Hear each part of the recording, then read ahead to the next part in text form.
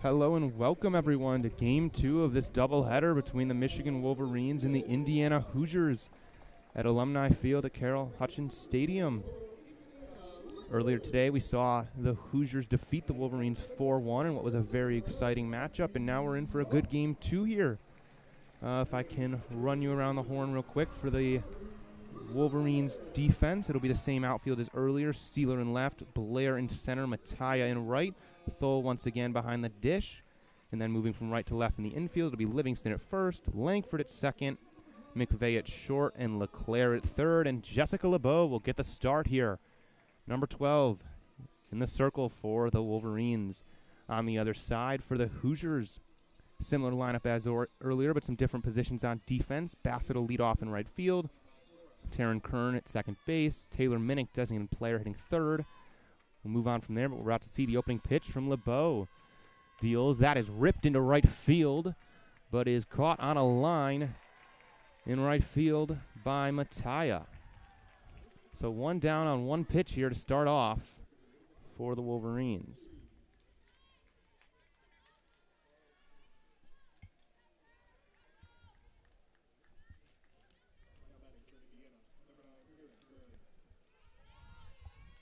Kern will dig in here. The dominant freshman had a very strong performance earlier, 2 for 3 with a walk. The pitch. That one's in there for strike one on the outside. Kern watched it go by.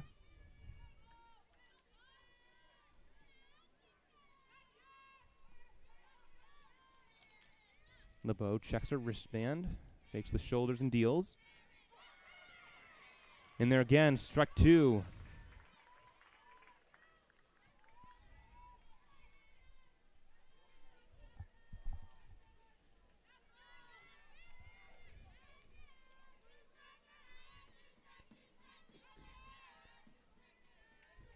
LeBeau deals that one outside. Kern watches it go by. 1-2 here.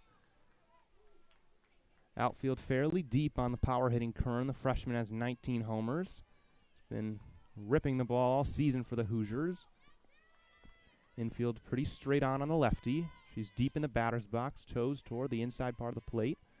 Fouls that one back off the netting. And we'll stay at 1-2 here with one down in the first inning.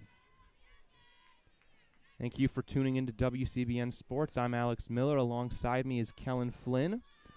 Switching roles after Kelin did play-by-play in the first game, and we're in for an exciting Game 2 here. LeBeau sets and deals. That one's grounded. Livingston bobbles it, race to the bag.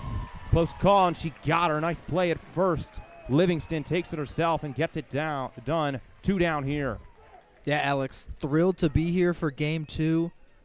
It was a fun Game 1, especially on the defensive side. A lot of fantastic plays in the field. We saw Lexi Blair rob a home run. A couple of diving catches as well, and this will be another exciting one for Game 2. Excited to be here. Absolutely. First pitch there is fouled back. That's Taylor Minnick in the designated player spot here once again. Same spot as earlier. LeBeau checker wristband. 0-1 pitch. That one down and away in the righty's batter's box. Minnick setting up in the lefty box. Home plate umpire is Chad Spittler, moving over from the first base line in the previous game.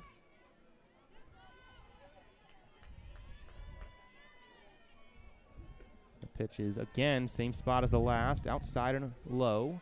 So 2-1 to Minnick. This will be a little bit of a different feel for Indiana with LeBeau in the circle for Michigan. LeBeau tends to get a lot more ground balls, more balls in play, but less hard-hit balls. Checked her swing. Did she go? They will say she did not. So 3-1 now the count.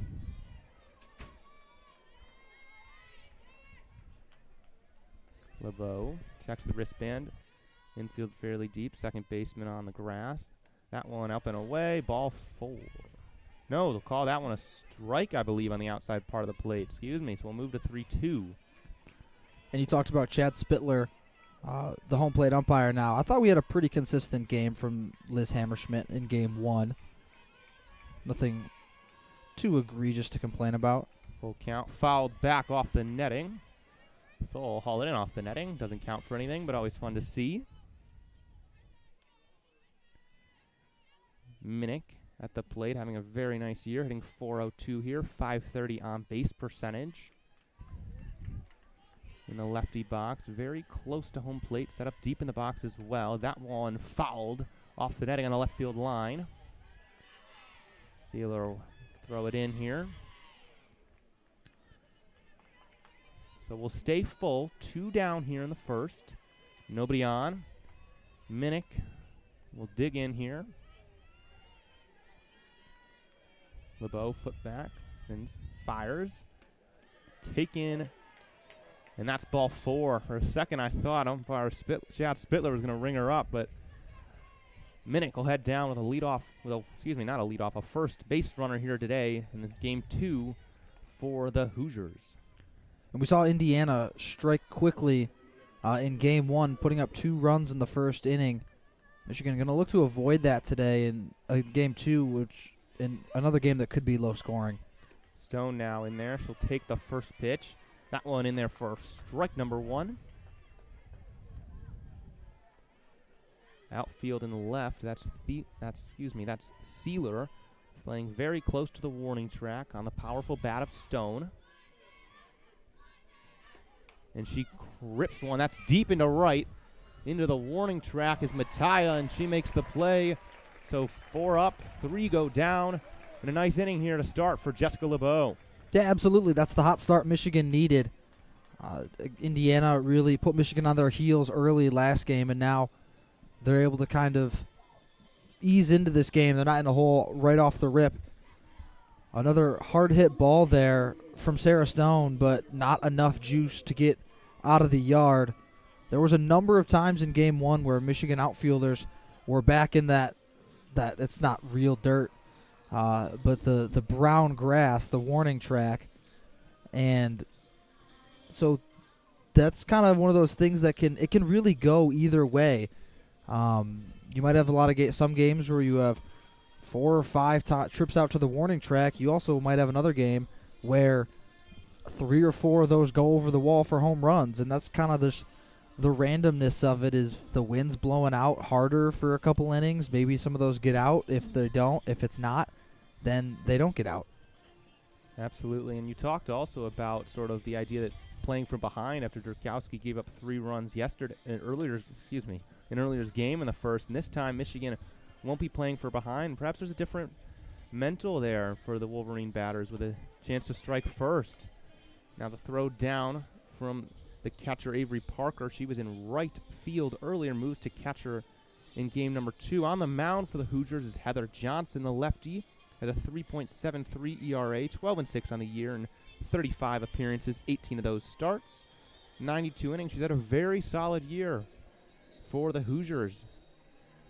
And the sophomore lefty can get ready to go against the top of this Wolverine order. Once again, Sealer, Blair, Mattia, the 3 lefties. So it'll be lefty on lefty 3 times to start off the bottom of the first. No score here. And Sealer will dig in. Bat up over her shoulder. In the pitch. That one's up and away for ball number 1.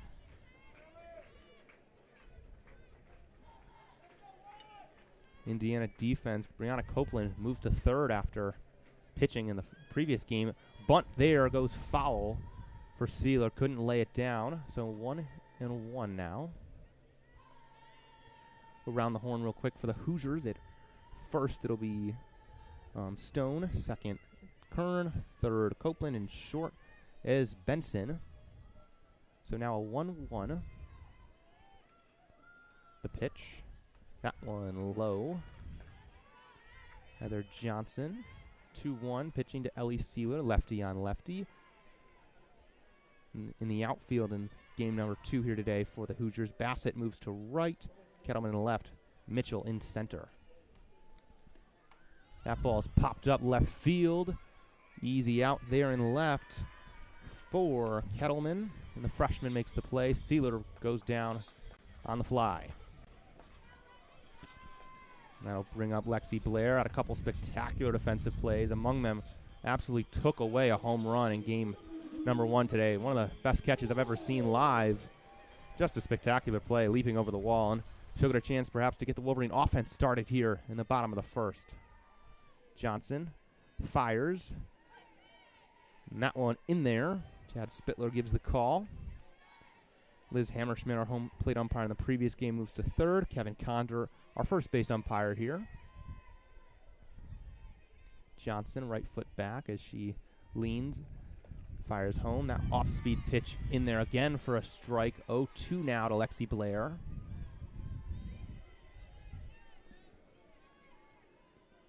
First baseman Stone playing a little bit in. Copeland a little bit further back at third. Everyone pretty straight on the lefty. And that pitch is outside. Ball number 1. Good take by Blair. And Lexi Blair, one of the MVPs for Michigan in that losing effort in game 1. She really put in a tremendous effort on the defensive side, made a number of plays at the plate as well. And she's going to be key if Michigan's going to even the series here at 1 apiece. This is an Indiana team they're second in the Big Ten for a reason. They're so good offensively. And their ace, Copeland, pitched a gem in game 1, which is something that we're accustomed to seeing from her. She's 16-2 on the year, make it 17-2 now. Scoreless gem, and so Michigan's going to really need to take advantage with Heather Johnson in the circle. Umpires had a meeting, I believe. Did they change the count? I'm not sure. Scoreboard has 2-2. Should be 3-2, but that ball is ripped up the middle. Shortstop coming over. Nice play there at short by Brooke Benson to retire Blair. Moving toward the Keystone and able to fire to Stone at first and get the out. And we saw Brooke Benson struggle once or twice in that first game at short, but routine play there makes it look easy. Delivers a strike over to Stone for out number 2. Ellie Mattia will dig in now for the Wolverines. She takes the first pitch outside, ball 1. And this Michigan lineup is at their best when they're just consistently reaching base. This isn't a lineup that hits for a ton of power like Indiana.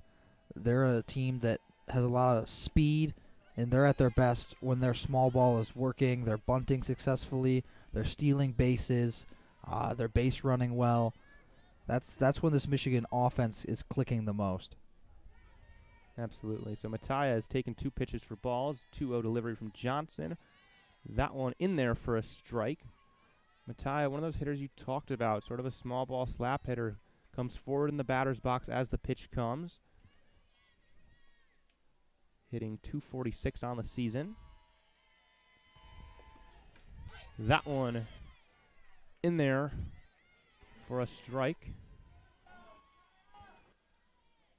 2-2 now. 2 down. And Mattia is one of those that can kind of go both ways. She can slap hit when she needs to, but she can also drive the ball with power at times slap as well. one goes through Copeland's legs at third, and she's aboard on the error. Stepped up in the box, slapped that one to third, and Brianna Copeland, who pitched a beautiful game in the first game, has moved to third in this one, lets a ball on a hop go right through her legs. And the Wolverines have a base runner here in the first. And not only did it slip through her legs, it looked like that got through Brooke Benson as well. Yeah. Benson was positioned perfectly behind her in case it got past Copeland, and it slipped right through her legs as well. Yeah, so not a great start defensively for the Hoosiers after we saw a couple of absolutely phenomenal defensive plays in game 1. So Mattia aboard, Kiki Thole digging in here. Johnson's first pitch, that one's fouled off. The first righty batter here to face the lefty, Heather Johnson. And Kiki Thole, no doubt about it, has the most juice in that bat of anyone in the lineup for Michigan. She drove one out to the warning track in game 1. Pitch from Johnson, that one is called a ball. Had a couple of home runs last weekend against Northwestern. Thole absolutely has the juice to get it out of here. Leads the team with 9 homers. the 1-1. That one's ripped into right center, and a dive is not good for the right fielder, Bassett. That's going to get down. A run is going to score. Tholen standing at second. Mattia in with a slide at home. RBI double. Kiki Tholen. The Wolverines jump out in front. 1-0 in the first. And that's big time for Michigan right there. Kiki Thole, I was just talking about how that she's got so much pop in that bat. That one doesn't leave the yard, but it is a hard hit ball into right center. Gets right between the two outfielders there, and like you said, stand-up double for Kiki Thole. Brings in a runner as well. That's too easy for Kiki Thole. Bassett had laid out, just couldn't get there, and Mitchell in center couldn't get there either. Thole placed it perfectly, so now she's at second. Melita Livingston digging in with 2 down. Johnson, first pitch. Check swing. They will say she did not go, so that'll be ball 1.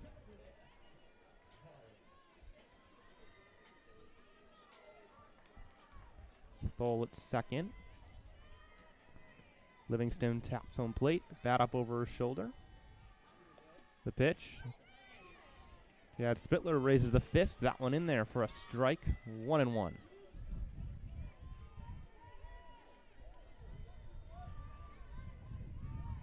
Outfield playing Livingston fairly straight, as is the infield. 1-1, 2 down, delivery. That one hit. I'm not sure where, but it must have skinned Livingston. And then hit the catcher.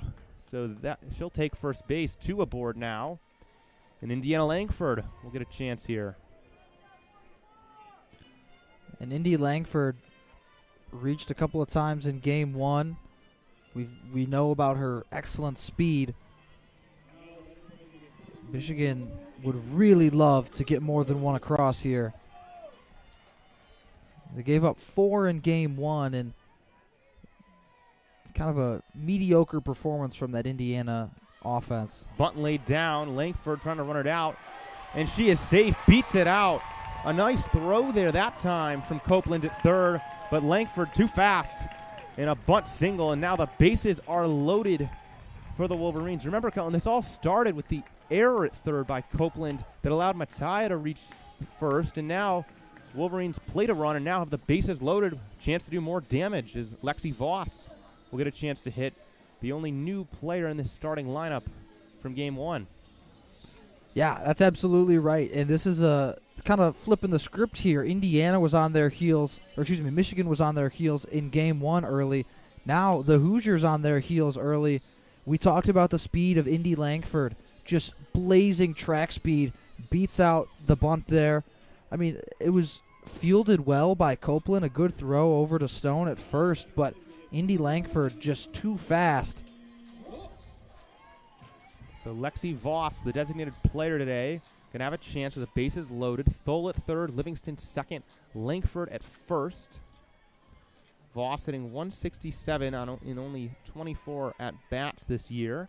Getting an opportunity here. Swings and fouls back the first pitch. Voss in the righty batter's box, fairly wide stance. Down 0-1 after that foul tip.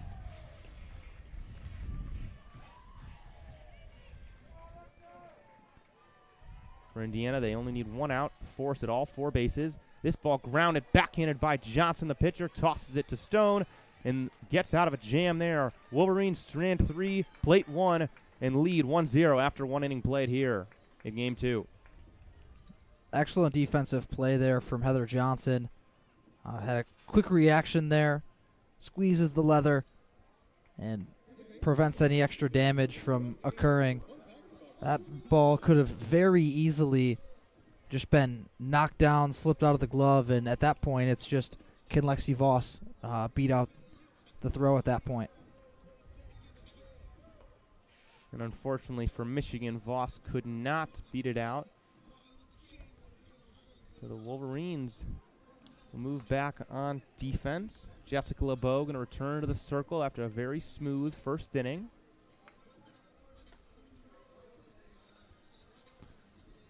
And Michigan leading for the first time today through 8 innings.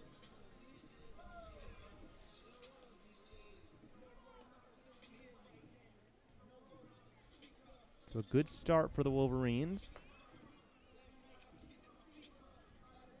And at this point, it's all about can Jessica LeBeau hold this really potent Indiana offense quiet, relatively quiet.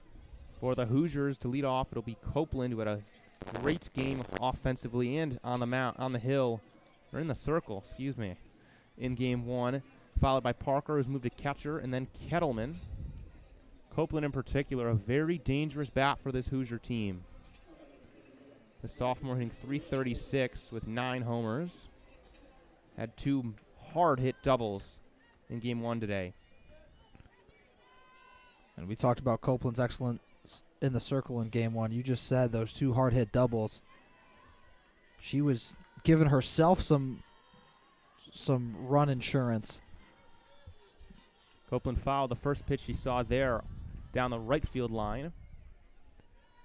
In the righty batter's box, her right heel on the back of the box. LeBeau fires to the plate. Thole, that is in there for a strike. 0-2 to Copeland, or 0-1, excuse me. Wait, I believe it was 0-2, but it looked like it's 0-2. Like home plate umpire Chad Spittler only held up his index finger. Nevertheless, the 0-2 up and away. Thole can't corral it. Nobody on base, so no movement. 1-2.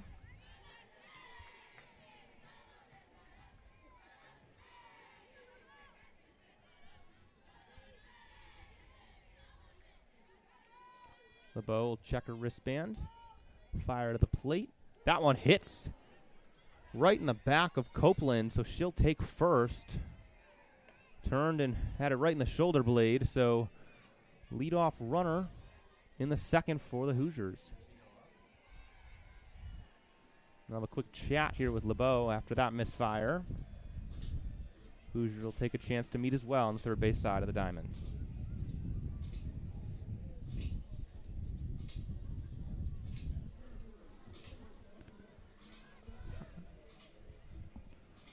And we talked about how Carroll Hutchins Stadium's been filling up. It really has been. Commencement is over at this point. And I saw a couple people in cap and gowns that were over here for after the ceremony ended. Yeah, it's certainly filled up a little bit here. And that one will also be a hit by pitch. Parker takes one also in the shoulder, so now 2 aboard for the Hoosiers, both hit by pitch in the righty box. LeBeau, command a little bit off here. She'll look to settle down, but Hoosiers now quick 2 base runners. And no outs after a real quick inning from LeBeau in the first. Now Indiana finding some success in the middle of the order.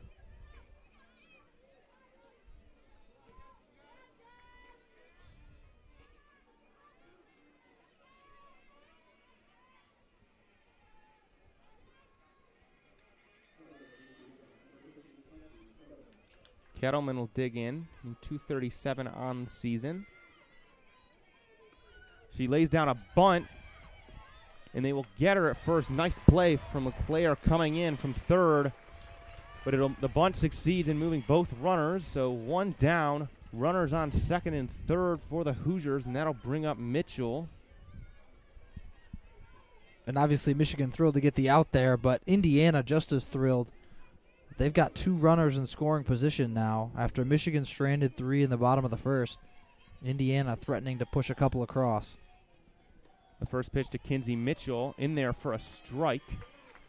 Mitchell, big RBI chance, 1 down. Runners on second and third. Those are Copeland and Parker. Both were hit by pitches from Jessica LeBeau. 0-1. Mitchell in the lefty batter's box. Lays down another bunt. That one was foul. Thole go to retrieve it. So 0-2 on 2 fouled bunts. Outfield very, very shallow against Mitchell. Clearly not worried about a hard hit ball from the slap hitter. Takes ball 1. Thole bobbled a little, no movement though. Moved to 1-2, 1 down. LeBeau pick up some dirt, wipe her hand off. Get ready to deliver a 1-2. 1 down. A strikeout would go a long way here. Infield in as well, certainly trying to keep the runners where they're at. The pitch. Way upstairs. In the ball, no one knows where it is. And both runs come home to score for the Hoosiers. Did it go through the netting or did it get stuck? I'm not sure, but that ball never came back into the field of play. Well, it looked like it careened up. Careened out on the first base line. So first. Yeah, but the Michigan defenders seem in disbelief that time was not called. Michigan's trying to argue that it went out of play, perhaps? Well, no, that Kinsey Mitchell swung. And that it maybe tipped off her bat. I'm not sure. Mitchell lines that one right to a perfectly placed Blair in shallow center. So 2 down, but 2 across on a very odd situation for the Hoosiers. And they lead 2-1. 2 hit by pitches and then a wild pitch that went up the first base line and allowed a runner to score from third and a runner from second. So now the bases are clear. 2 down. Brooke Benson, the shortstop, will dig in for the Hoosiers. First pitch outside. LeBeau's command has been a little shaky. A little shaky. She's missed into the righty batter's box a couple times. Twice hit a batter there, and then missed on the last one in the wild pitch over there. 1-0 here. That one's fouled down the third base line by Benson. Brooke Benson, the junior, hitting .233, .347 on base percentage.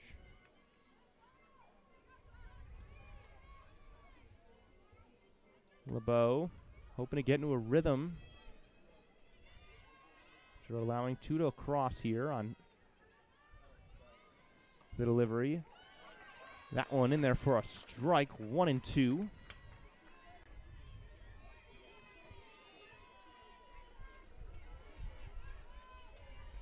Benson put the bat up, relaxed on her shoulder, bends the knees, the pitch from LeBeau. Outside, a close pitch there, but did not get the corner, says Chad Spittler behind the plate. So 2-2, 2 outs here in the second. A lot of 2s. 2-2, fouled back into the net.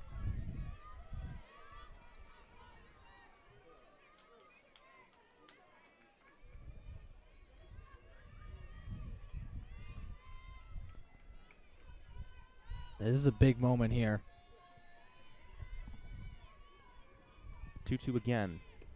Swung on and missed. Got her. LeBeau went upstairs, and it was chased by Benson, and she goes down swinging.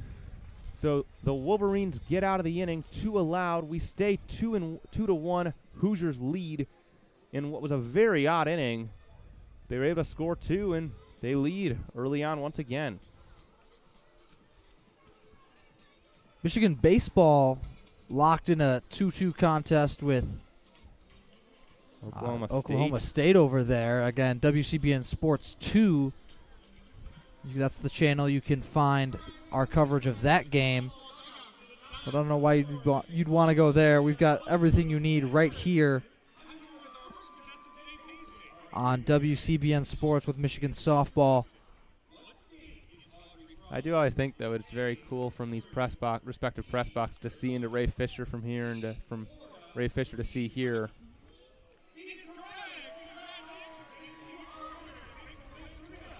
So the Wolverines will get another chance here in the bottom of the second. It'll be 8-9-1. That's LeClaire, McVeigh, and Sealer. Throw down a dime from Parker at catcher. And LeClaire will dig back in, the senior.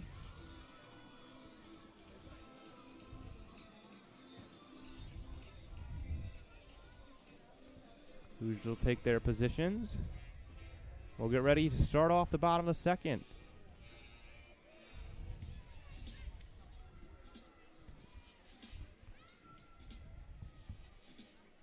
Quick sunglass exchange going on here in left field, or on the third base side. That's Mitchell. She'll take center field. And LeClaire will step in as Johnson returns to the circle, the left-hander. It's LeClaire's kind of senior recognition game today. And she takes the first pitch she sees in game 2 as a strike. Michigan softball, obviously they have their own, the senior night, senior game, but each of the seniors is given their own game throughout the season. Specifically to highlight them. Had some Audrey LeClaire trivia in between innings. I think I would have gotten that, perhaps, from my pregame prep, where she is from. So now she's in an 0-2 hole after fouling a ball down the left field line. Johnson rocks, pitch to the plate, swung on and missed. LeClaire goes down swinging in her first at bat. Hoosiers go around the horn, back to the pitcher, Johnson, and that'll bring up Ella McVeigh, the shortstop. Well, LeClaire said her favorite teams, the professional sports teams, the Phoenix Suns. It's a good time to be a Suns fan. Yeah, about to run into the Nuggets in round 2 of the NBA playoffs. Should be a fun series. Absolutely. Ella McVeigh now. Going to see the first pitch. Steps up to the batter's box. Takes ball 1 outside, 1-0. The sophomore shortstop hitting .280 along with providing her stellar defense. Both corner infielders in as she shows bunt, pulls it back as the pitch comes, slaps it foul off the netting.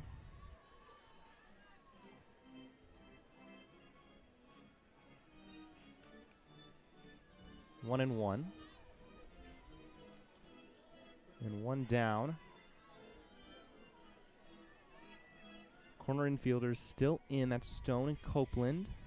Outfield fairly straight on. Shows bunt, pulls it back again. Takes a pitch low. 2-1. Steps out, takes her time. McVeigh turning to the batter's box, the sophomore. Johnson rocks the pitch. That one in there for a strike. 2-2.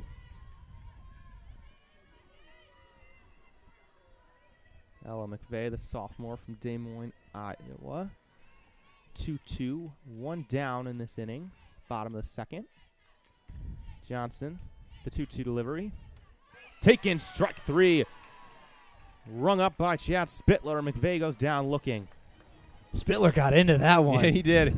He had a motion, went up with the fist, and then repumped.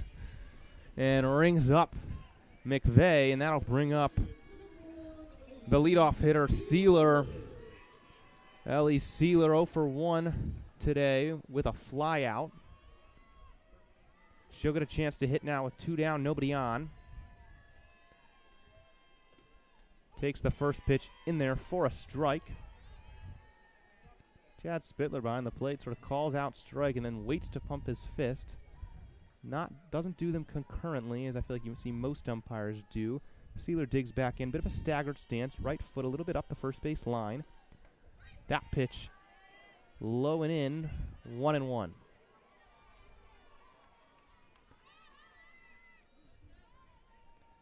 Johnson going to place her left foot on the rubber in the circle.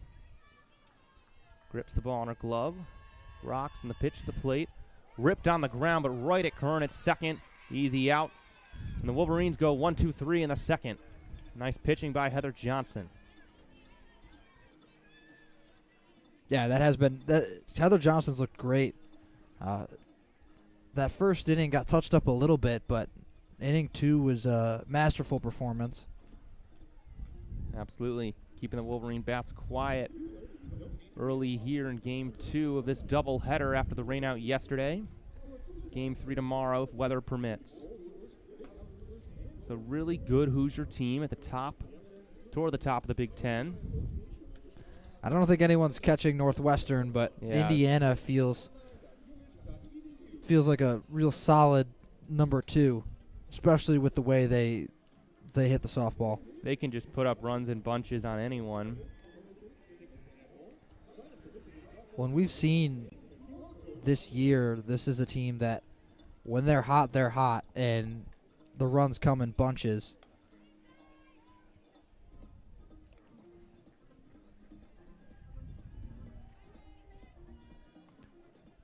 So the Wolverine infield will meet at the mound. LeBeau get ready to return in the top of the third. If you're just joining us, Hoosiers lead 2-1. I'm Alex Miller. Alongside me is Kelin Flynn for WCBN Sports. It's a lovely day out here in Ann Arbor. Warmed up a little bit. Wind's gone down. Sun's come out a touch. For the Hoosiers now, it'll be the top of the order. Bassett, Kern, and Minnick. So the senior Cora Bassett will lead off. LeBeau checks her wrist. And the pitch. Taken. That's strike one.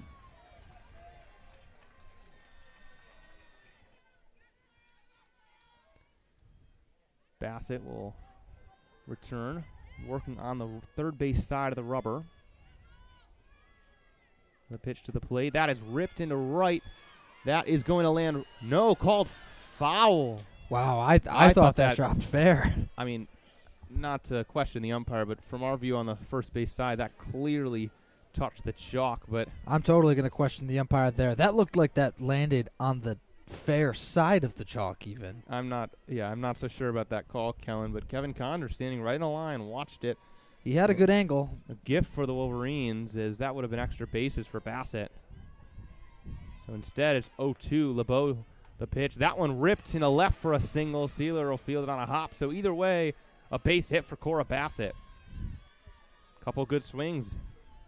We saw Bassett with the leg out the triple last game, and that was kind of a similarly hit ball. Yeah, down the right field line. Right down the right field line. That one got into the corner, and she was able to leg it out for 3. Now Taryn Kern will dig in. The ever-dangerous freshman. Take a deep breath before stepping into lefty batter's box. Her toe right in the corner. Takes the first pitch. That one in there for a strike. Outfield playing her fairly deep,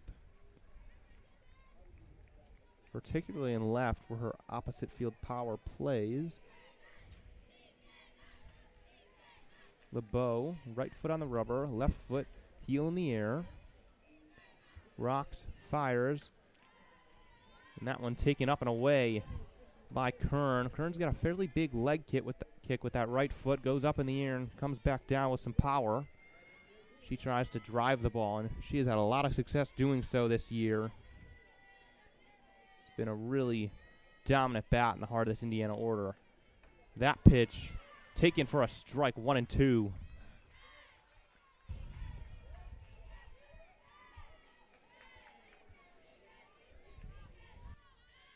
Kern has 19 homers, 58 RBIs, hitting .423, just a monster freshman season. In a 1-2 hold to LeBeau here. That one taken for a ball low. Close pitch, but a good eye from the freshman Kern. LeBeau will reset. 2-2. Runner on first, that's Bassett. She had a leadoff single to left. The 2-2. Popped foul in the left field line. That'll get out of play over the netting. That'll bounce around, so a new ball will be given to LeBeau. They'll actually exchange balls once again. LeBeau didn't like the one she was provided by umpire Chad Spittler, and she'll get an exchange. Kern still 2-2. Runner on first. Infield fairly straight away. Bat over her shoulder. The pitch. Fouled back into the netting.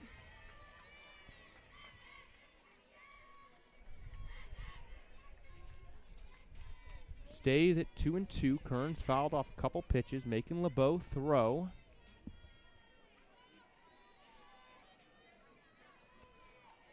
Grips the ball in her glove. Kern will dig back in, bat over her shoulder, moves it up and down. The pitch, taken up and away. 3-2. Good at bat from Kern, working the count, making LeBeau throw. And now it's full. And we saw in the first game, Michigan had a couple opportunities where they were up ahead in the count, and Indiana worked back in and was able to get on base. Now the 3-2 delivery. Driven till deep into left field. That's going to go foul. Would have been a homer if it had been a couple feet to the right.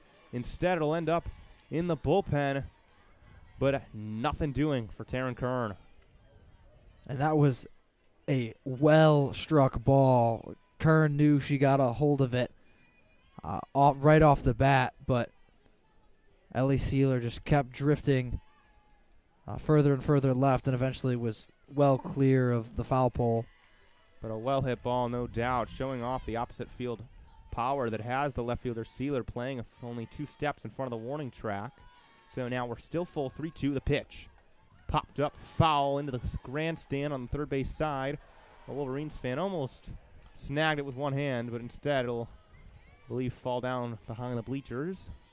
Close to being a fantastic grab there. Close to be a fantastic grab by a Wolverines fan in the upper corner of the bleachers. We'll stay at 3-2. Long at bat. Kern working the count here.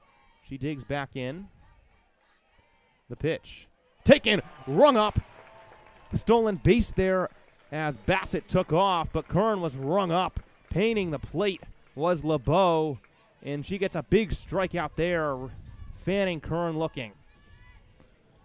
And that's a big timeout for LeBeau there.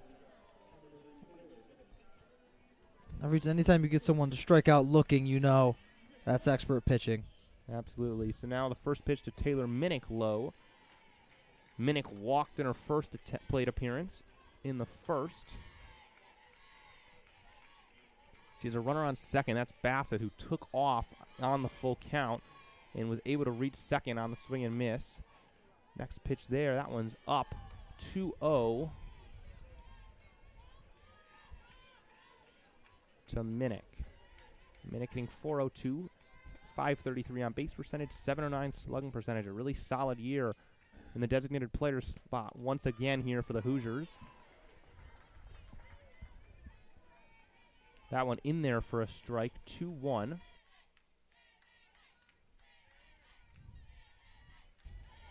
Langford at second for the Wolverines, playing close to the outfield grass. Comes in, though, as the pitch is thrown. That one low, 3-1. Minnick already walked today. Perhaps could be working her second walk. LeBeau going to do her best to prevent that. 3-1.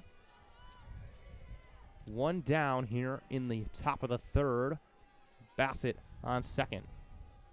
The pitch. Ripped into center. Blair moving back. Can't get it over her shoulder, off her glove. Throws it into short. And they will hold Bassett at third. She didn't take off. Looked like she thought that Blair was going to be able to haul it in. Just comes off the end of the glove of Blair. So runners on second and third for the Hoosiers.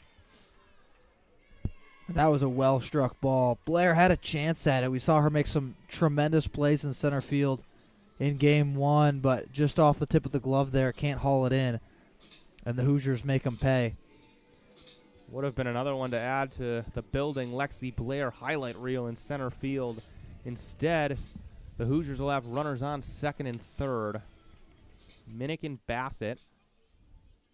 And it'll be one down with Sarah Stone digging in. She had a couple well-hit balls in our previous game.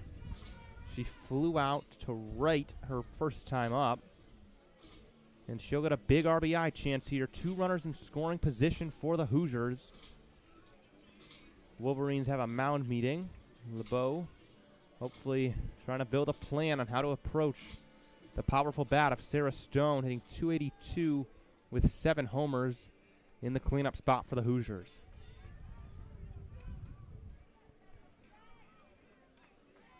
Stone, the sophomore.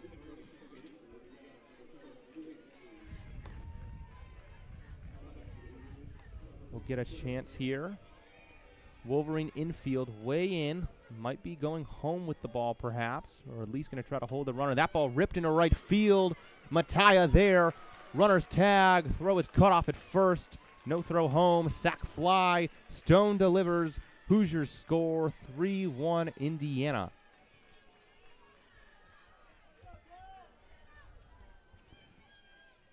And this Indiana offense is just doing an excellent job of continuing to move the line.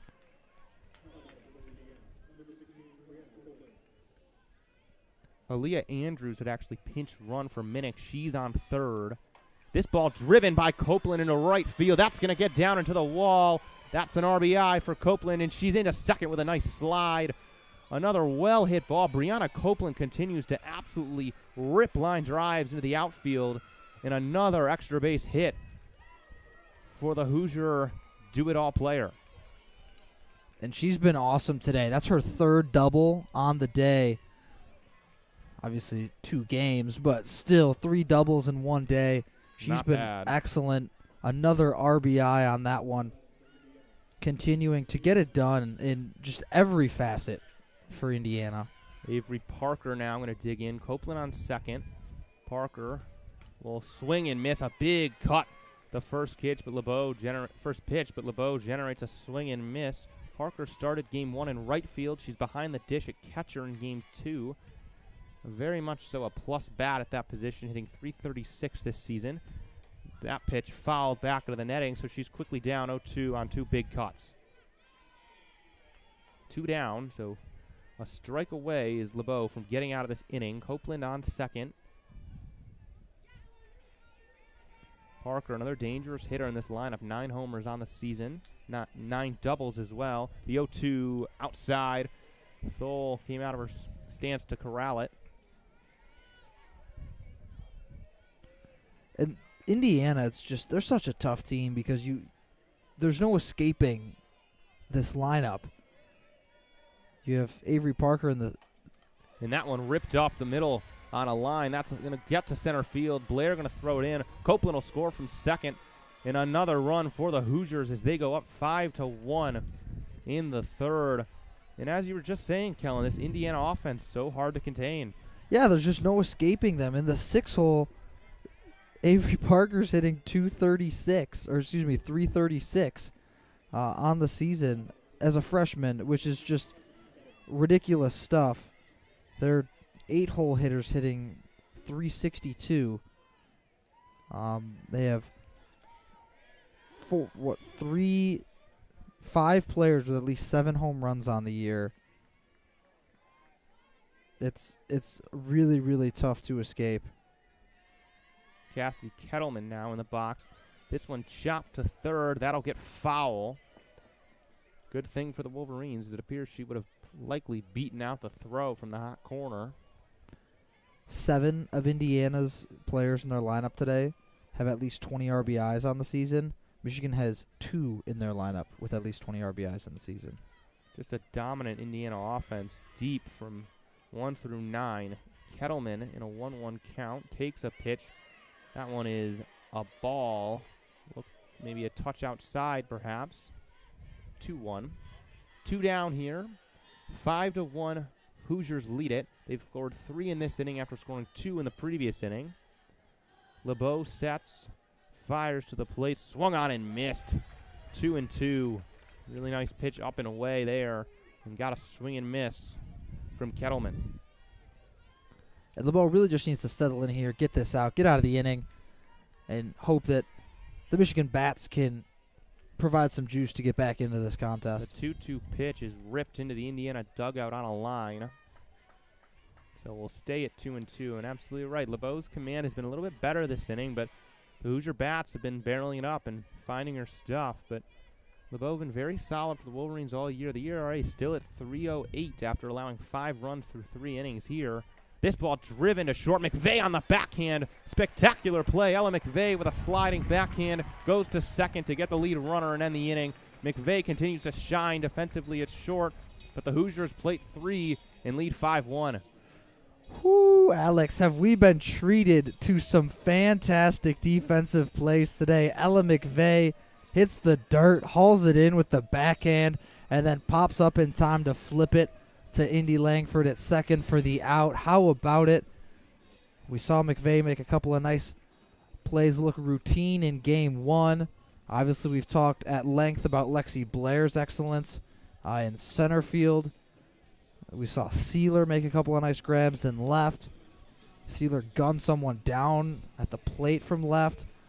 And then on the flip side, Indiana has had a couple of nice plays themselves. We saw Taryn Kern make a nice diving grab and flip it to first for the final out of Game 1. In Game 1, we saw Cassidy Kettleman with a diving grab in left. There's been some real web gems in today's doubleheader. Absolutely, and good defense is always fun to watch. And we've been seeing a lot of good offense in this game too. The Hoosiers been ripping the ball, but a couple exciting defensive plays by both teams.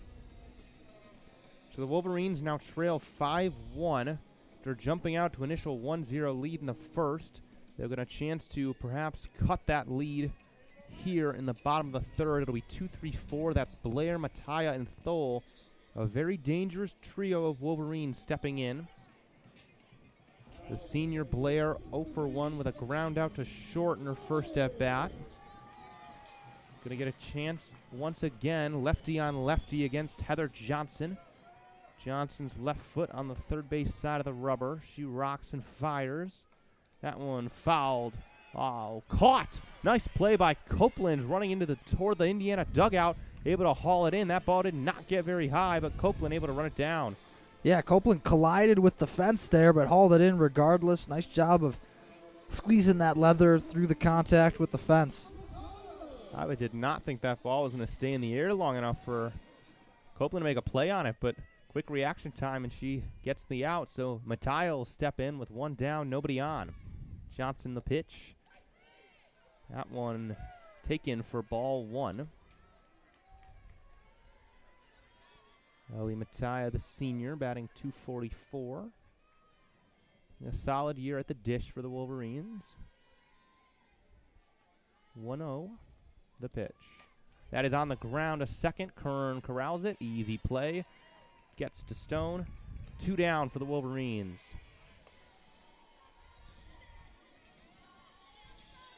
And Michigan just can't find the gaps right now. In the first, they got a little bit of a gift on a couple of hit by pitches or walks, but they were able to at least find a couple gaps and get it through. Only 2 hits on the day so far, and just haven't been able to find the gaps since. Well, here's Kiki Thole, one of the Wolverines that has a hit, and it was certainly a gapper, a hard hit double. She'll get another shot here. Nobody on, though, so Thole will look to perhaps generate some damage herself or provide the Wolverines a base runner here in the third.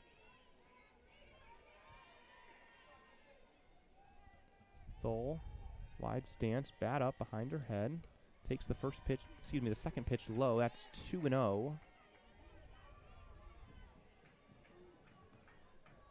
The power hitting catcher in the cleanup spot as usual for the Wolverines. Sets up. Hands back. The pitch from Johnson. Swung on and missed. Thole tried to reach across, grab a pitch on the outside, low and away, but could not get her bat to it, so it'll go to 2-1. Johnson gonna grip the ball in her glove, rock and fire.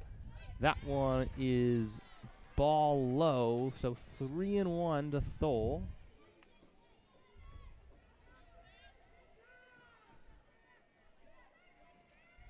Wolverine catcher and a hitter's count here. Perhaps she'll get something she likes and can drive. The 3-1. Fouled back into the net. Big cut from Thole, but couldn't barrel it up. So now it's full. Nobody on, 2 outs. Kiki Thole at the dish. Heather Johnson on the mound. Or, excuse me, in the circle.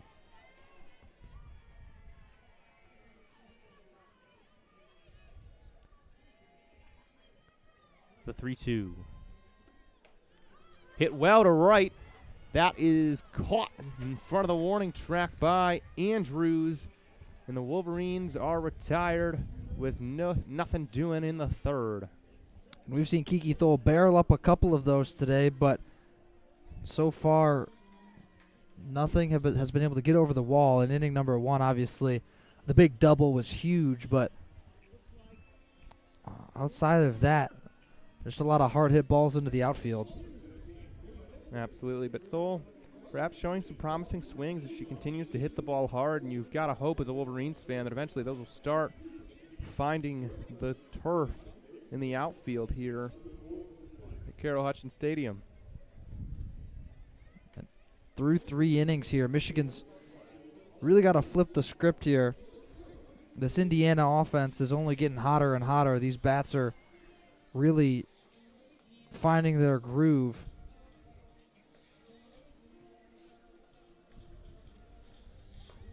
And LeBeau, whose command has been a little bit spotty so far today, will look to settle in here in the 4th. She has not really looked comfortable through 3 innings. Hit a couple batters, had a wild pitch. Her command has not been there today. She's given up 5 runs as a result, but will have a chance to bounce back here. She's back out there for the 4th. And that looks like Emerson Aiken actually yes, in the circle for Michigan. Going to get another chance here. We saw her at the end of game 1. Looks like she's going to get another chance against the Hoosiers here as Bonnie Thole and company. I've seen enough.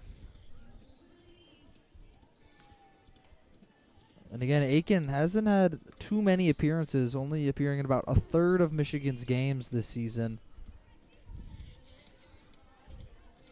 So again, the dominant share of innings have gone to Durkowski and LeBeau this season. They've been the 1-2 punch. So Aiken, the sophomore, will get a chance to pitch early on in this ball game. It's the 4th inning. Wolverines trail 5-1. It'll be 8-9-1. Mitchell will lead off here for the Hoosiers. Kinsey Mitchell, the sophomore, hitting .359 as a slap hitter toward the bottom of this Hoosier order.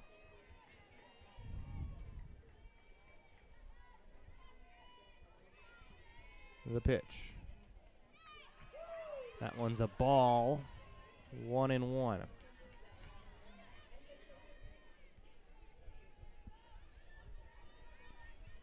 Mitchell doesn't walk a lot. On base percentage, only 35 points ahead of her batting average, but is able to generate a lot of base hits. This one slapped right at Aiken, and she'll easily toss her out at first base. So 1 down for the Wolverines. That's a good out to get. Find some comfortability. Get into a little bit more of a groove. Brooke Benson, the shortstop, will now enter the righty batter's box. Aiken, the righty, will face her. And the pitch. That one low. Skips across home plate. Gets stopped by Thole behind the dish.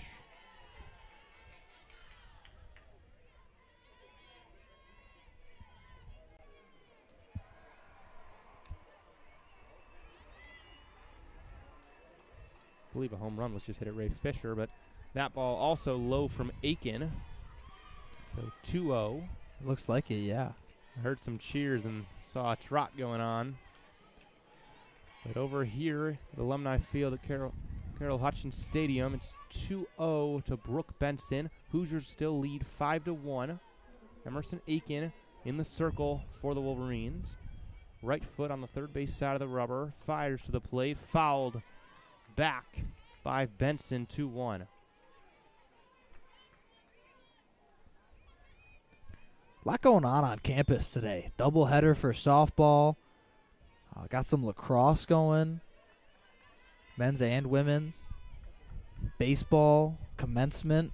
Little thing called commencement. That one in there for a strike, 2-2.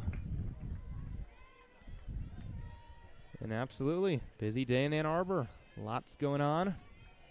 Nowhere else in this city I'd rather be, though, than right here watching this softball game. 2-2 delivery from Aiken. That's foul down the left field line. Hit well by Benson, but foul. And Indiana just continues to strike the ball well. There's no other way to put it. They're really barreling it up and making solid contact, which is really all you can ask from your hitters. If you're making consistent, solid contact, eventually you're going to find the gaps, and Indiana has. The 2-2. Swung on and missed. Got her.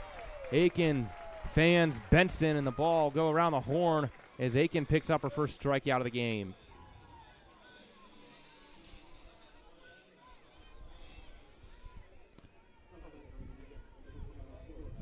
That'll bring up the leadoff hitter, Cora Bassett.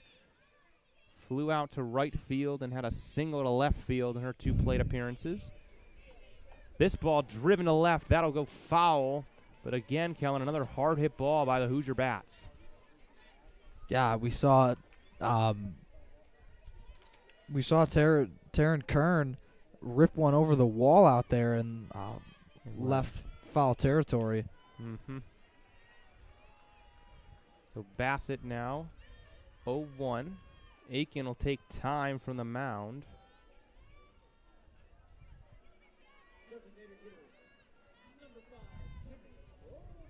And we'll step back and fire. That ball is outside, 1-1. 2 outs here in the top of the 4th. Cora Bassett, the leadoff hitter, an ever dangerous bat among many in this Hoosier lineup.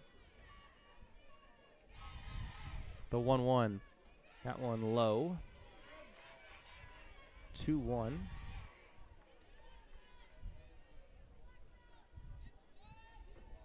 Aiken in the circle, takes a breath, and steps back on the rubber. Bassett, batter over her shoulder, resting on her shoulder. It'll come up as the pitch is delivered, and Aiken again low. 3 straight balls low to Bassett. So 3-1 is the count.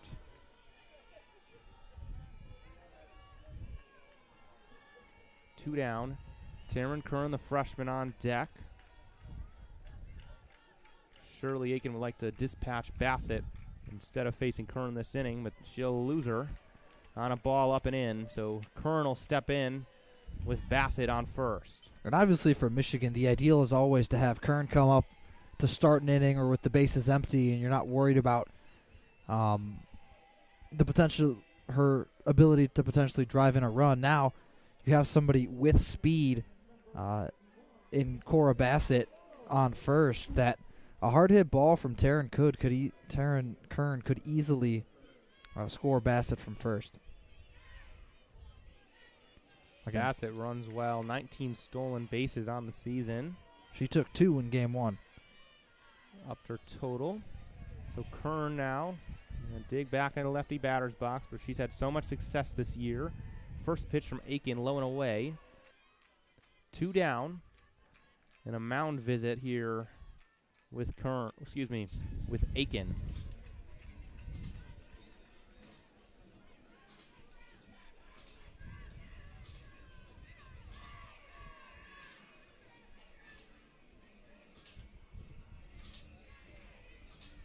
Surely the Wolverines are discussing how to approach Kern in this 1-0 count with a runner on. There's that hard balance against dominant hitters of keeping things not where they can hit them, but also not walking them immediately, especially when Kern is as well protected as she is by the rest of this Hoosier lineup. So the 1-0, Aiken getting ready to step back on the mound. Kern steps back into the batter's box. Bat over her shoulder, back elbow out. The pitch. Driven deep to right center. That ball is way out of here, and that's the 2-run shot we were talking about. Kern adds 2 more on a ball that was absolutely crushed into the grandstand in right center field. And you talk about a ball that was hit hard. That got out of here in a hurry. Was sitting back on that and absolutely launched it into center field. That was a well-struck ball. Had some juice in it. That wasn't hanging up there waiting to come down. That ball was almost a line drive that went easily into about the 4th row of the grandstand up there. Taryn Kern just continues to tear up Big Ten pitching as a freshman. That's her 20th homer of the season. That easily leads all Big Ten hitters. And that pitch was absolutely crushed. Aiken now going to have a chance to kind of recalibrate and settle in against Taylor Minnick. Kern leads the Big Ten in home runs by 6. The freshman's been dominant on the power front in the conference. First pitch to Minnick in there for a strike, so Aiken perhaps is back into this game, but the Wolverines now trail 7-1.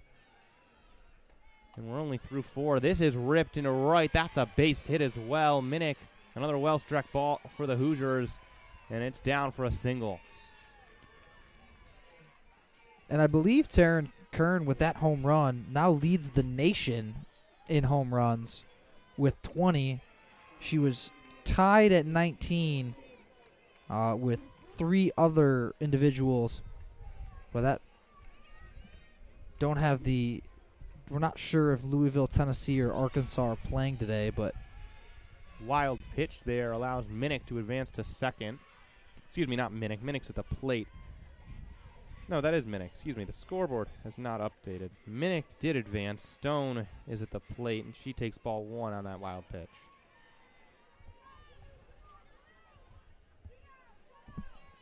But Taryn Kern is either the sole possessor of the nation's lead in home runs or tied for first. Stone fouls one over the bleachers and left on the third base side. 1-1 for Stone. And Michigan reeling right now. Really got to find some kind of answer here. 7-1 Hoosiers. A big 2 outs. We're not even through 4, Kelin. And that home run came with 2 outs, and they're still threatening.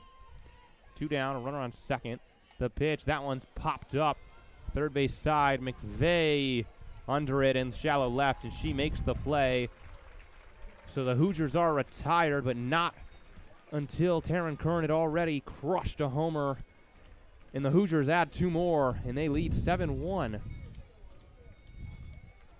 In game 2 of this doubleheader, it's been an exciting one, Kelin, but not the greatest start for the Michigan Wolverines.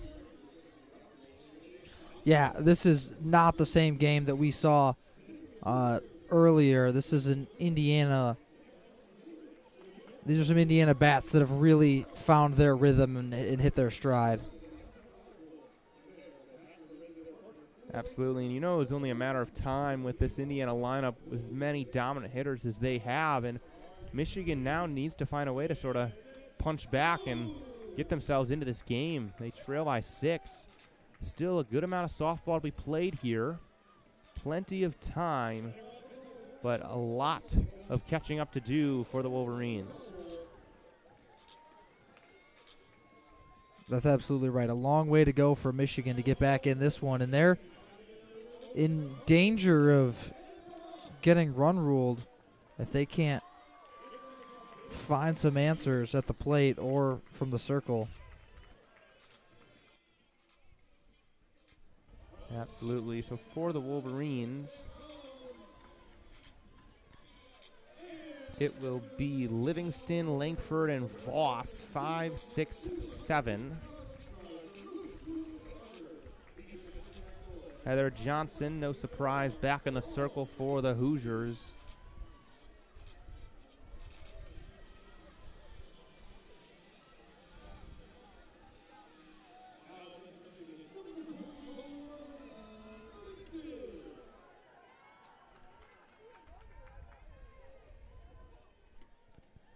The first pitch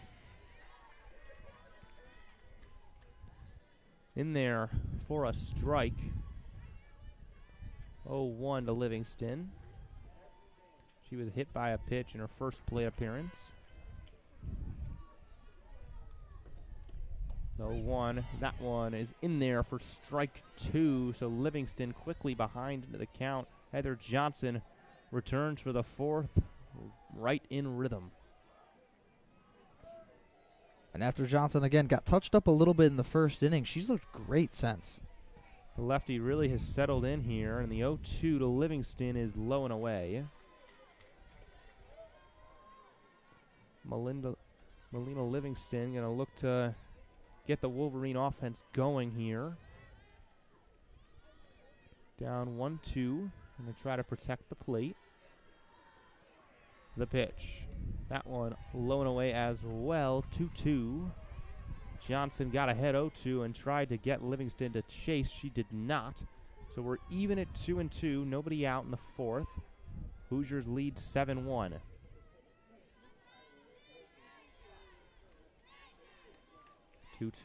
Johnson rocks, fires, grounder to third.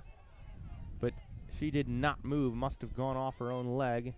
And that is what our umpire, Chad Spittler, will say. So it'll stay 2-2. Livingston fighting. Try to get the Wolverines a leadoff base runner in the fourth.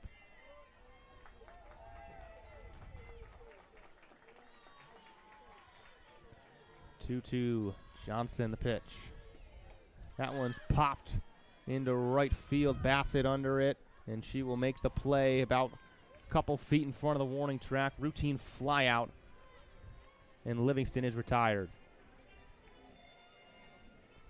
That'll bring up Indiana Langford. She had a base hit in her first time up. We'll get another chance here for the Wolverines.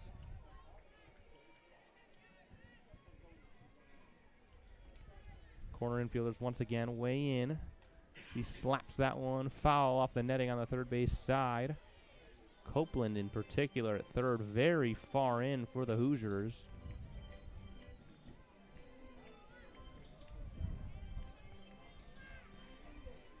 Again, someone's got to get it going for Michigan here. Is it Indy Langford? I don't know, but someone needs to find a spark for Michigan. Langford slaps the next pitch again, foul on the third base side. So she is behind 0-2, just as Livingston was in the previous at bat for the Wolverines. And they'll look to battle out of this count and get the Wolverines a base runner. The 0-2 from Johnson is taken low, so ball one.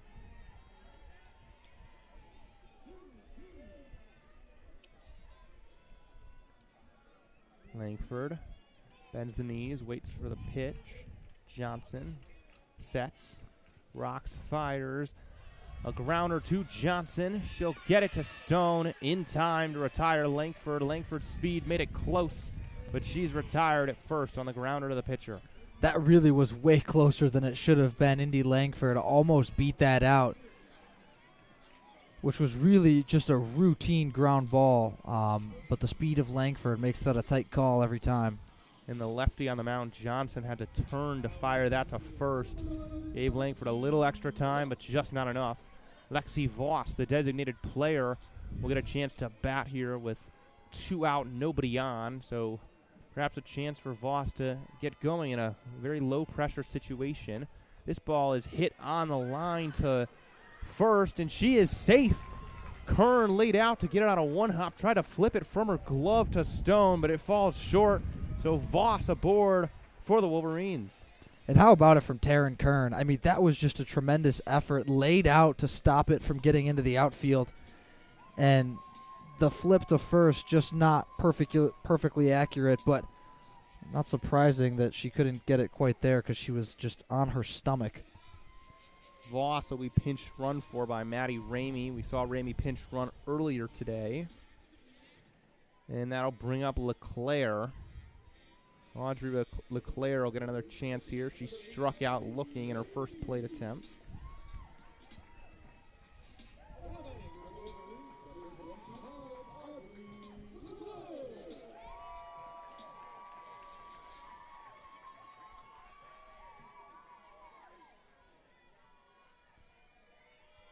Runner on first, that's Ramey.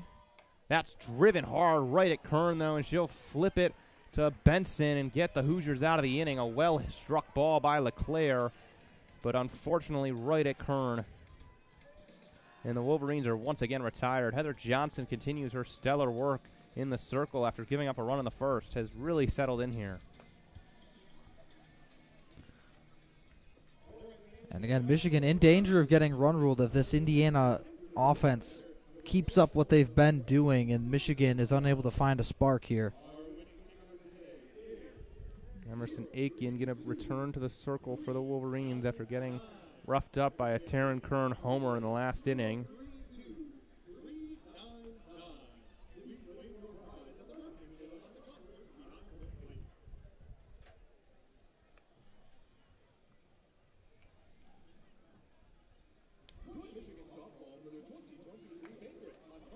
(7-1). Hoosiers lead it.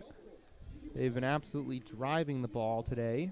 In this game, game 2 in particular, they've had a lot of extra base hits and been able to score a lot of runs. The throwdown from Thole to second is on the money, and we'll get it going here once again in the top of the 5th.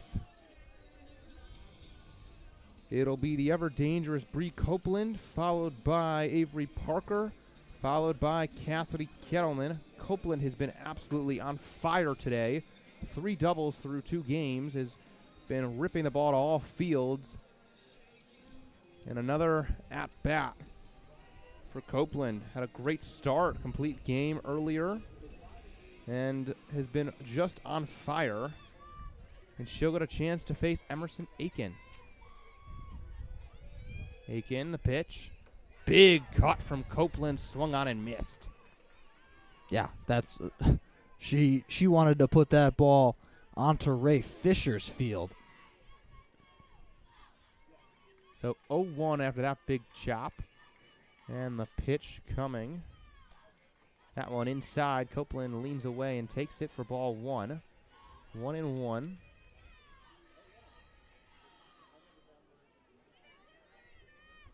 Copeland settles into the batter's box. Not particularly very central in the batter's box. On the third base side. Back on her shoulder. Goes up. That's popped foul out of play behind home plate. Another drop by a Michigan fan. Hit her in the hands. Couldn't corral it.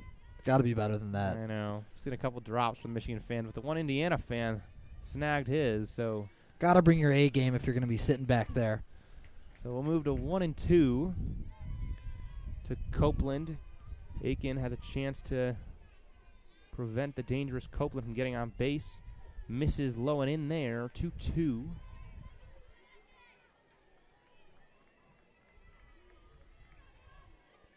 Indiana offense just been so impressive today. Been really having good at-bats, not just driving the ball, but really taking their time. Not a lot of taken strikes in general. Copeland 2-2 is driven deep to left. Looks like it's going to be a homer. Did that go foul? I believe it is just foul. That's so weird. I thought from this angle that was fair. I did as well. It looked foul to me at first, and then it thought it came back, and I thought completely that was a homer, but third base umpire, that's Liz. That's Liz Hammerschmidt. Liz Hammerschmidt from behind the plate in game 1 says no, so Copeland will dig back in. That's so bizarre Very from this weird. angle. From this that angle, looked looked very clearly a homer. Could they have possibly gotten that wrong? I'm not. There's no way. I mean, Liz Hammerschmidt is literally standing on the third base line, so I trust her view a little bit better and even than from ours. where Sealer was watching it in fair territory, but nevertheless, full count to Copeland. Hoosiers may not need that extra run support anyways, as they lead 7-1. Aiken will get another chance against Copeland, 3-2. Right foot on the right side of on the third base side of the rubber. The fires. That one swung out and missed. Copeland goes down swinging. Wolverines go around the horn as Aiken gets a strikeout there. Aiken rings her up. She's been getting some swings and misses. That's her second strikeout of her inning in the third.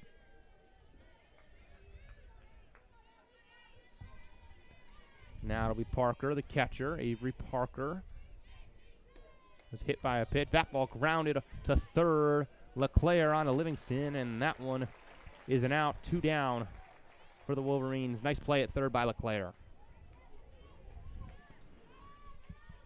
That's a big out for Michigan. Gosh, just got to escape this inning here and give your bats a chance to get something going. Absolutely, and that's all Michigan can hope for.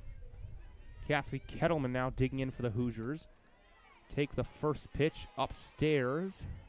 1-0. Kettleman had a sac fly, moved a runner, and then grounded into a fielder's choice. 1-0. Aiken takes her time, rocks, fires. That one's driven to right center, and that's going to get down. A dive from Mattia, couldn't get it. Blair will chase it down, and Kettleman into second with a stand-up double. Another really good piece of hitting for the Hoosiers as this offense, 1 through 9, continues to put good swings on the softball. They do, and it's showing. They're up 7-1 for a reason, and they continue to put runners on base throughout the entire order, top to bottom. That'll bring up Kinsey Mitchell, the slap hitter, hitting .356. 0 for 2 today. We'll get a chance with a runner on second. That one fouled back, out of play, and over the stands. 0-1. Kettleman at second has 4 stolen bases. Don't expect her to be running. 2 outs. Corner infield in for the Wolverines against a slap hitter in Mitchell. This one again fouled on the third base line. Caught off the netting by LeClaire and returned quickly to Aiken. She'll go back to work ahead 0-2 against Mitchell. 2 down here in the 5th. A chance for Aiken to get the Wolverines out of the 5th unscathed. 0-2. Grips the softball in her glove. Left foot back. The pitch. That one's grounded. Livingston will field it. Toss to the second baseman, and they call her safe. Throw to the plate. She is safe as well. And they'll move up the runner. That's Mitchell who with a board, and she'll sneak up on the throw home. Livingston went off the bag to field the grounder. Langford covered second, but Livingston could not get it to her in time to beat the speedy Kettleman. Or excuse me, the speedy Mitchell. And that's just a bang, bang, tough play. I mean, wow. That flip from Livingston just hung in the air for a couple seconds too long. Livingston did an excellent job ranging over to field the ground ball. Bag was covered nicely. Just the speed of Mitchell, too much. And then obviously Kettleman comes flying around because at that point there's 2 outs, so there's no reason for her to stop. She thinks that's probably an out at first, and so she's just coming screaming around. And Wolverines defense did everything right, but doesn't get rewarded. This ball, Meeks pops up. She had pinch hit, pops up to the infield, and one pitch retires Meeks and gets the Wolverines out of the inning, but not before they were able to sneak in a run on an infield single. And they now lead 8-1. Just an all-around stellar performance offensively from the Hoosiers, doing it all. Power. Saw a homer from Kern, able to sneak one across with some speed on some infield hits, just doing everything right on the offensive side. Couldn't have said it better. They're extra base hits, home runs, hitting for average, top to bottom. They're doing everything right. Good base running. Just getting it all done. Some more Audrey LeClaire trivia here. I'm going with D. I'm guessing basketball and track. And Kelin was right. Audrey played basketball and track in high school along with softball. Kelin gets a bonus point. Now, my question is, because in the state of Michigan, softball and track are in the same season. Is track a fall sport? Is softball a fall sport? Or did she just double up? That is a good question.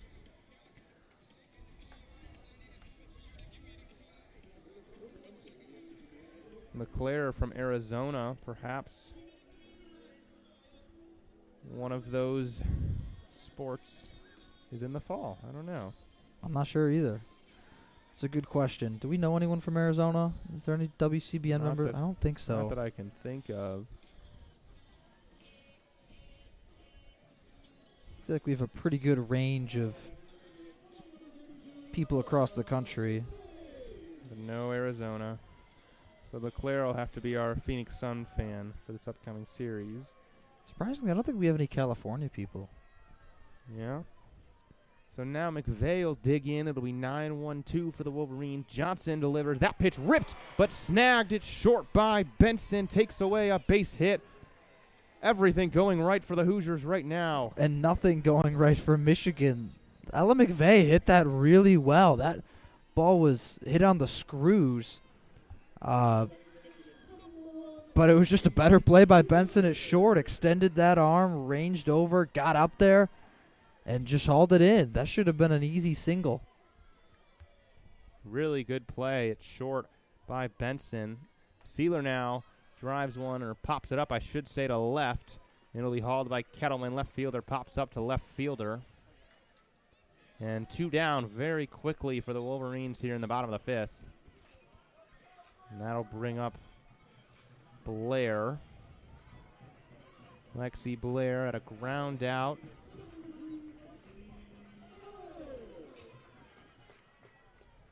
She is 0 for 2. Get a chance here with 2 down, nobody on.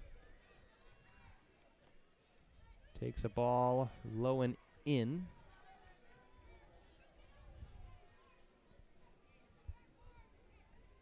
You'd want to hope that the Wolverine bats would be able to get something here in the 5th, but with 2 outs already, it's not so promising.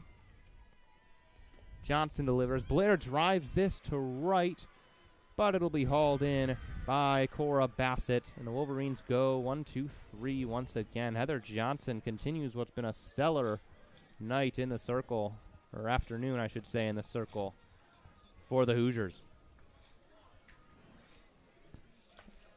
I'm struggling here trying to find some positives for Michigan. It's just been all Hoosiers. And not necessarily Michigan playing bad. It just feels like Indiana is just playing better. Yeah. It's not like Michigan's coming out and making a bunch of mistakes. No errors. Indiana's just seeing the ball, hitting the ball really well, and making some excellent plays on the other side. I mean, the one place I think where you can look for the Wolverines to have done a little better, at least offensively, they only have 3 hits today. And though granted, when you give up 8 runs, it's kind of difficult to win no matter how many hits you have. Emerson Aiken back out for the Wolverines in the top of the 6th. Thole throws another beauty down right into the glove of McVeigh for where the tag would be on a runner stealing second. And we'll get started here in the top of the 6th. 8-1 Hoosiers. If you're just joining us, I'm Alex Miller. Alongside me is Kelin Flynn. We've gotten some good softball in Game 2 and Game 1 of this doubleheader against the Indiana Hoosiers, but everything going Indiana's way in Game 2 after they took Game 1 4-1. For the Hoosiers, it'll be 1-2-3, top of the order. That's Cora Bassett, Taryn Kern, and Taylor Minnick, a very dangerous trio. For the Hoosiers, Aiken gave up a 2-run shot to Kern last time they faced off, so first she'll look to dispatch Bassett, who's hitting .340 on the season. She takes ball 1 outside. Aiken over 2 innings pitched, allowed 4 hits, 3 runs today, 1 walk, 2 Ks.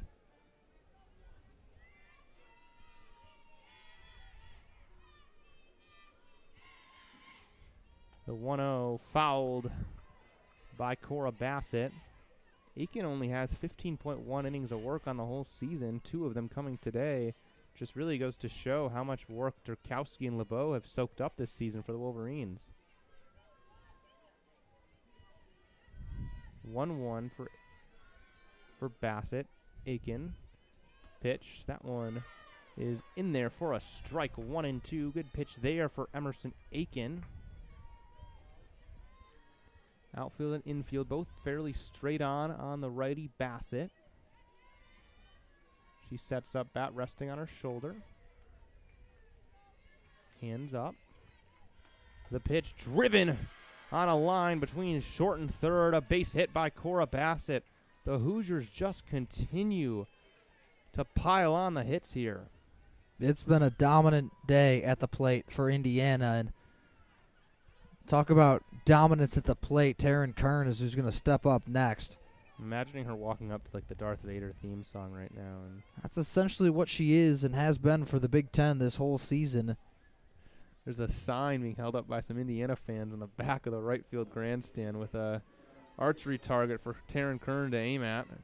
She got near there last time up with a 2-run shot off Aiken. I have no doubts she can get it up there. So she'll get a chance now with Bassett on first. Kern takes the first pitch for a ball, 1-0. 8-1 Hoosiers. And they're threatening to pack on more here. Just a stellar offensive performance through and through from Indiana. 1-0 from Aiken is driven high into left center. That ball's got a chance to go, and it does. Taryn Kern, second homer in as many at-bats. This one to left center, opposite field power. And just Taryn Kern continuing to dominate during her freshman season. Taryn Kern is the leader in the country in home runs. As a freshman, she is going to be terrorizing the Big Ten for the next 3 years. Just an all-around excellent talent. Two differently hit balls. One was on a line to right center. That one was popped high to left center and just kept on carrying. Just absolute power from Kern, just crushing these softballs.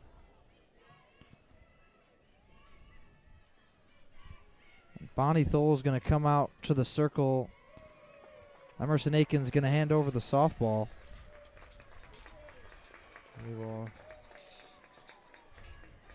Looks like Hannah George coming out. Makes sense. It's now 10-1 Hoosiers after the second of two-run shots by Taryn Kern. And at this point, if you're Michigan, you're just trying to get these 3 outs as soon as you can, and maybe the offense has a big inning, but if not, you're looking at a run rule here. I mean, this is a Michigan offense that once scored 12 in an inning. We can hope. But for now, they trail 10-1. Hannah George going to come in and warm up for the Wolverines. George, so far this season, only 5 innings pitched with an 11.20 ERA. That's 8 earned runs over 5 innings. 10 hits, among them 2 doubles and a homer. Hasn't gotten much of an opportunity, and she'll get one here in what is essentially perhaps approaching mop-up duty. But for George, it's a chance to pitch, work on her stuff, test it against this stellar Indiana lineup.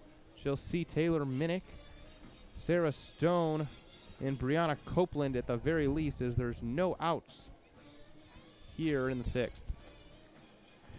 Yeah, still an uphill battle for Hannah George. Another senior that's coming in and just going to have to go to work here and try to fight for outs.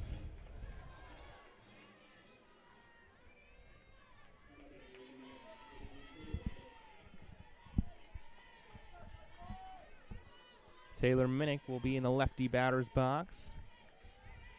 Knees bent in her stance.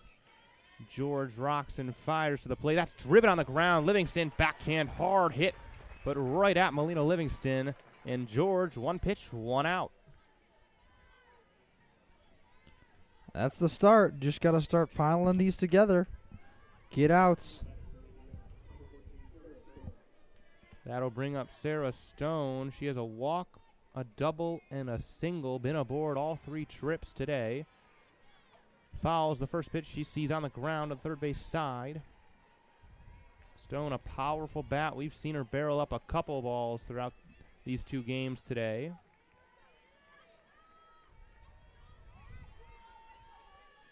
Hannah George checks her wristband. Right foot on the rubber, left foot back. Rocks, fires. That one inside for a ball.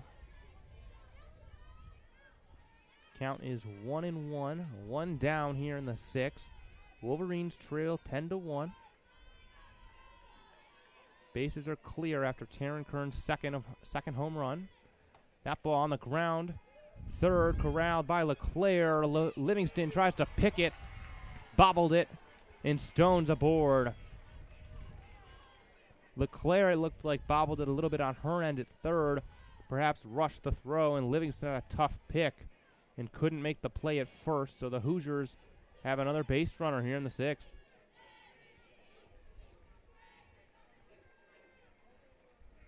And she will be pinch run. That's Tatum Hayes, the Hoosiers' go-to pinch runner. 14 for 18 on stolen bases this year. The senior is certainly a base-stealing threat for the Hoosiers as they look to pile on some more. And the powerful bat of Brianna Copeland will come to the plate. Hit by pitch, RBI double, and a strikeout in 3 plate appearances. Gonna get a chance here against Hannah George.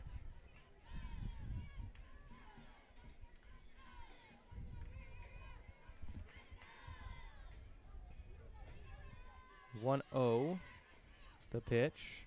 Big swing. That ball is way back and gone in left field. Copeland got all of it. That ball was crushed. Knew it off the bat. And the Hoosiers add 2 more to what was already a blowout. Make it 12-1. Copeland absolutely crushed that ball. That ball was smashed. I thought that was going to hit the outfield wall of Ray Fisher. Oh, my goodness. That ball was absolutely pasted over that left center field wall. Off the rip, you could tell that ball was just smashed. That'll bring up Avery Parker. Bases clear. Grounder to third. LeClaire fields it cleanly. Livingston, the throw gets away from her, but she will be, she'll be safe. She snuck in. Parker, the ball beat her by a couple steps, but Parker was able to get under the tag. And this has just turned into a nightmare inning for Michigan. Bonnie Thole going to come out to talk to the umpires, but from our view, it looks pretty clear that Parker was able to sneak into second base. And again, a throw from across the diamond from LeClaire to Livingston. They're unable to connect, and that cost Michigan. The throw certainly a little bit down the first base line, and Livingston on the stretch couldn't haul it in. So now the Hoosiers have another base runner on second, only 2 down here in the 6th. Cassidy Kettleman will step in. She had a double an inning ago in her last time up. Lays down a bunt. Oh, it's a beauty, and she's aboard on a bunt base hit. Also moves the runner to third. A gorgeous bunt from Kettleman, and just another. The Hoosiers can do no wrong. Exactly. That was a textbook bunt. It bounced like twice and then just stayed dead about 2 to 3 feet in front of the batter's box.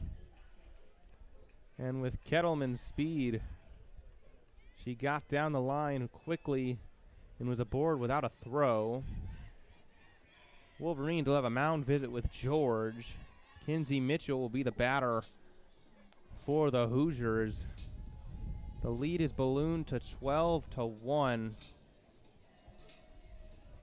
Just a dominant performance by this Indiana offense, and even the Indiana pitching has been spectacular in both games. Only 2 runs through 12 innings of at-bats for the Wolverines. I don't think we're going to see the full 14. I don't either. 12-1. Unless the Wolverine bats really come alive in the 6th. George wipe some dirt on her hand, try to get a grip on this ball. Kinsey Mitchell, the slap hitter, hitting .361 at an RBI single in her last plate appearance. Outfield very shallow once again on her. Blair, the center fielder, playing in left center field as Mitchell tends to slap the ball the opposite way. Runners on the corners. Shows bunt, pulls back, ball 1 low. Parker on third, Kettleman on first.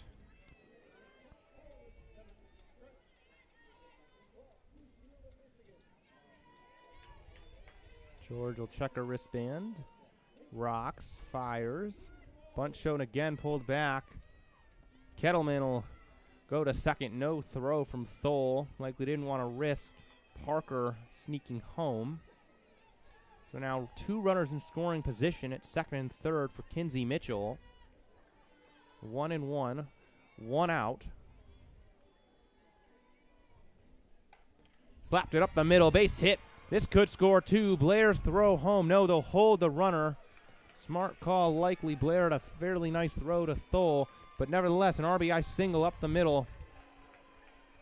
And she actually snuck up to second.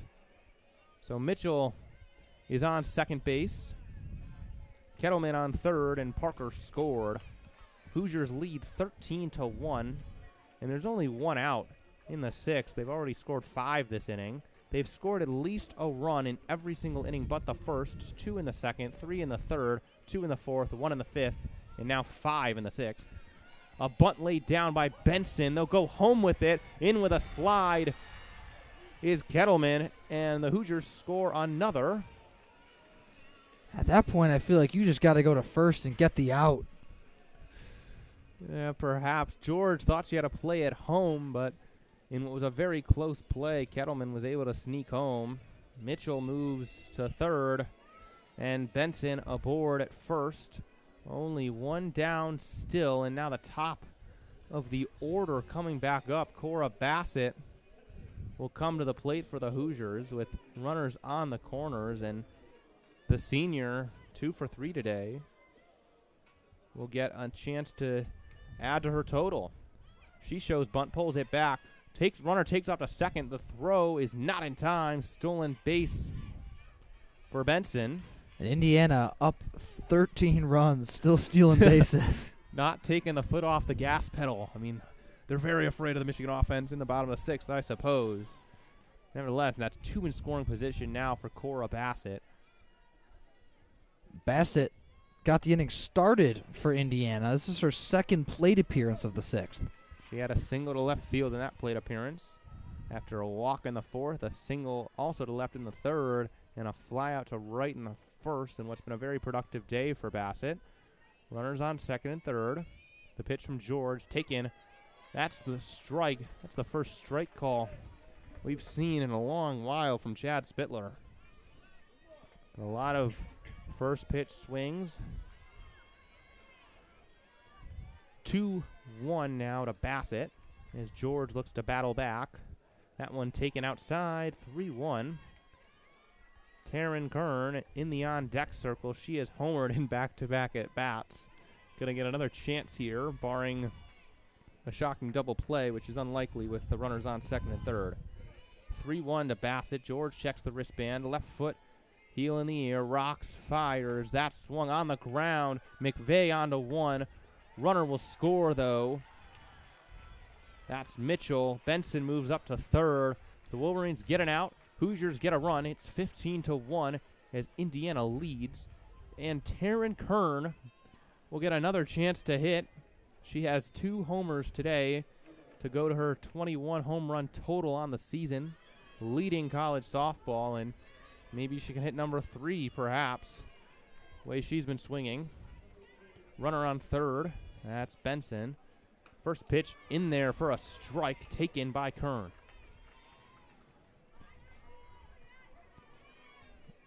Two outs, but you still have a really tough out at the dish now in Taryn Kern. George checks the wrist once again. Fires Kern way upstairs. She takes it. 1-1. And the frustrating thing for Michigan is you're in the heart of the order now. None of these are going to be easy outs. Mm-hmm. Not that there are a lot of easy outs in the entire Indiana order, but these are some of the toughest. The pitch, Kern, that hit her on the elbow, I believe, so she'll be aboard. Almost feels like you escaped what could have been extra bases if she'd barreled another one up, but that'll put runners on the corners, 2 down. George still on the mound. And Minnick back for more. With runners on the corners, Benson at 3rd and now Kern at 1st. Minnick also in the lefty batter's box. Shows bunt, pulls back. They'll throw down. They've caught a pickle. They go home with it. And they call her out. I don't believe Thole ever applied the tag, but I guess she must have. Brooke Benson was confused, too. She didn't feel a tag. It must have been a really light brush that Chad Spittler caught with some excellent vision down there. But nonetheless, Michigan finally gets out of the inning. I don't want to sound cryptic, but perhaps Chad checked the scoreboard and thought he'd seen enough. Thought he'd seen a little bit too much today. 15-1 Hoosiers. They plated 7 in inning number 6.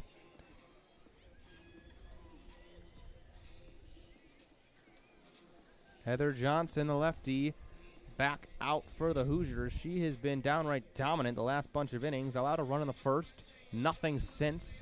3 hits for the Wolverines. And Johnson will face 3, 4, 5. That's Mattia, Thole, and Livingston. As the Wolverines look to perhaps get something going in the bottom of the 6th. Could be one of the greatest comebacks ever if it occurs. Maybe. Who knows? As the great Yogi Berra once said, it ain't over till it's over. But we will see what is doing here as Mattia gets ready to step in. Number 17 on number 17. Michigan baseball down 5-3 right now across the way at Ray Fisher. Top of the 8th over there. That's on WCBN 2. If you're interested in tuning in to hear Daniel Olson and Jack Schmader on the call for WCBN. Mattia takes the first pitch in there for a strike from Heather Johnson.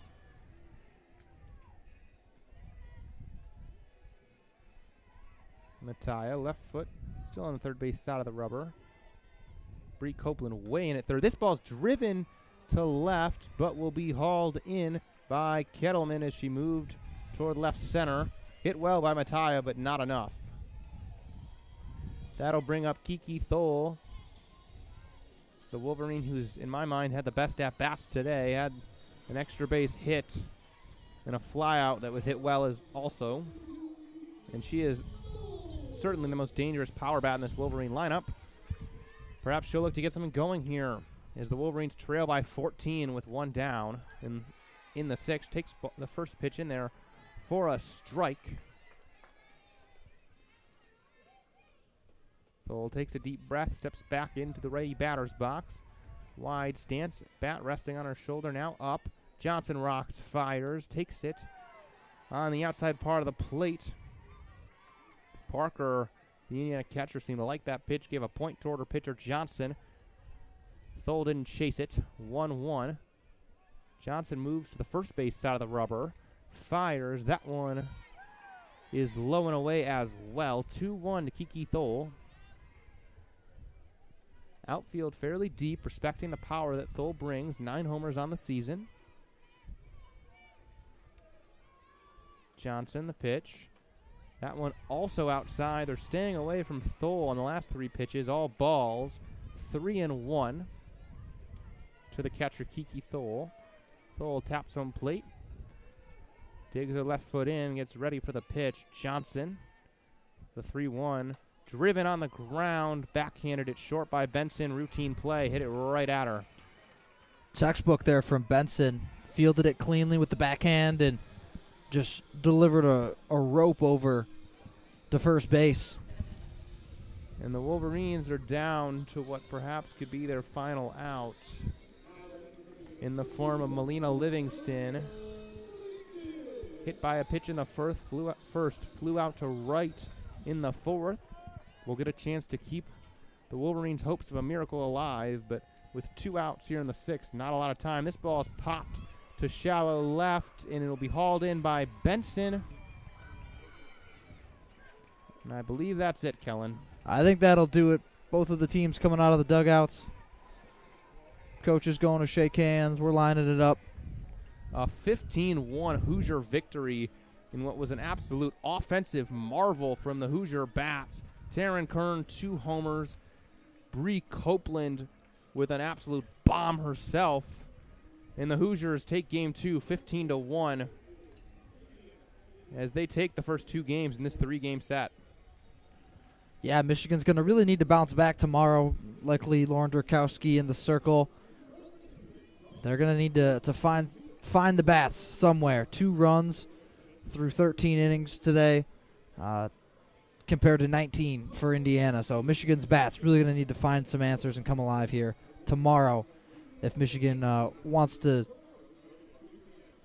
improve their seeding in the Big Ten and kind of hang in that top 5 area, because there's a couple other teams right up there. Ohio State looking to make a jump up over Michigan. This is going to be key for seeding for Champaign. Absolutely. So that game is tomorrow afternoon. WCBN will be on the call. But that'll do it for us today. Thank you for tuning into WCBN Sports. For Kelin Flynn, I'm Alex Miller, and we'll leave you as we always do with a good afternoon and a Go Blue.